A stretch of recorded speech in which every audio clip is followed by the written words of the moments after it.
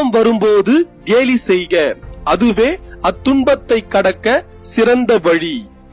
துன்பம் வரும்பொழுது எப்படி அதை பார்த்து நாம கேலி செய்வது, அதை பார்த்து எப்படி சிரிப்பது, அது என்ன உயிருள்ள உருவமுள்ள ஒரு பொருளா என்ற ஐயம் நமக்குள்ள எழும்.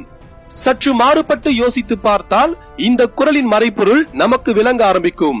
அதாவது நமக்கு வரக்கூடிய துன்பம் பெரும்பாலும் நம்மை சார்ந்த, நம்மோடு இருக்கும், நம்மோடு பழகும் மனிதர்களிடமிருந்துதான் வரும்.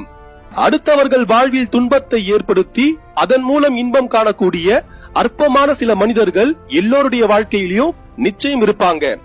அப்படிப்பட்ட மனிதர்களை நினைத்து வருந்த வேண்டிய அவசியம் நமக்கு இல்லை என்பதை நாம உணர வேண்டும்.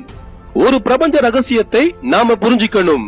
நாம யாரை பார்த்து, யாரை நினைத்து அச்சம் கொள்கின்றோமோ, துன்பப்படுகின்றோமோ, வருந்தி நம் வாழ்நாளை வீணடிக்கின்றோமோ, அவர்களின் வலிமை மேலும் மேலும் அதிகரிக்கும். அவர்கள் பலம் கூடும், நம் பலம் குறையும்.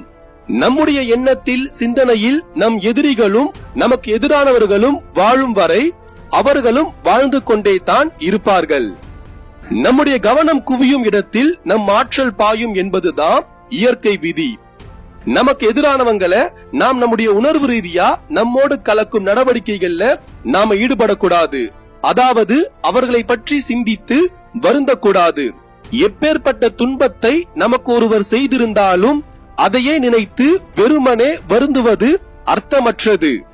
நம்முடைய சிந்தனையை மாற்ற வேண்டும் என்றால் எப்பொழுதெல்லாம் நமக்கு ஒருவர் மேல் வெறுப்பும் கோபமும் துன்பம் சார்ந்த எண்ணங்களும் எழுகின்றதோ அப்பொழுதெல்லாம் நாம மனசு விட்டு சிரிக்கணும். அப்படி சிரிப்பதுதான் நம் ஆன்ம பலத்தை அதிகரிக்கும். உண்மையாகவே நாம அழியணும், வளரவே கூடாது அப்படின்னு நினைக்கிறவங்க கூட நாம் நல்லா வாழ்ந்து விடக் கூடாது அப்படின்னு அவங்க நினைக்கிறத விட நாம மகிழ்ச்சியா வாழ்ந்து விடக் கூடாது அப்படின்றது தான் அவங்களுடைய உண்மையான குறிக்கோளாவே இருக்கும். அந்த நேரத்துல நாம மகிழ்ச்சியா இருந்தோம் அப்படின்னா அதுதான் அவர்களுக்கு மிகப்பெரிய ஒரு வலியா அமையும். நமக்கு வலி கொடுக்க வேண்டும் என்று நினைப்பவர்களுக்கு நாம் கொடுக்க வேண்டிய ஒன்றே ஒன்று நம்முடைய சிரிப்பு. உங்களை யார் எதிரா நினைக்கிறாங்களோ, உங்களுக்கு யார் அதிகமான துன்பத்தை தர வேண்டும் என்று விரும்புகின்றார்களோ அவங்களுக்கு முன்னாடி சிரித்து மகிழ்ச்சியா வாழ்ந்து பாருங்க. வள்ளுவர் சொல்லியிருக்கக்கூடிய இந்த குறள்ல எவ்வளவு பெரிய உண்மை இருக்கு அப்படின்றத நீங்க உணருவீங்க. இடுக்கண் வருங்கால் நகுக, அதனை அடுத்தூர்வது அக்தொப்பது இல். அதாவது துன்பம் வரும்போது அதை கேலி செய்க, அதுவே அத்துன்பத்தை கடக்க சிறந்த வழி.